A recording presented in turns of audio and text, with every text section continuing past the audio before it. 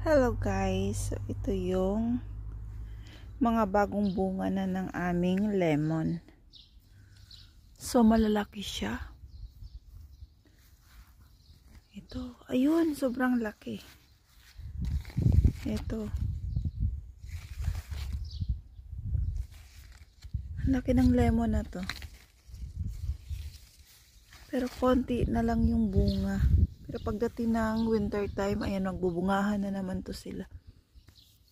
At next month, ipapasok na namin to ulit sa loob ng bahay, lalo pag sobrang lamig na naman ulit. So ito yung aming lemon. Ito na, balik na.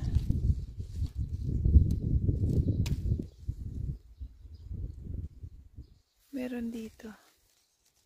Ayun, malapit nang mahinog. Ang bango ng kanyang dahon. Ayan, nabali. Lemon tree. Thank you for watching.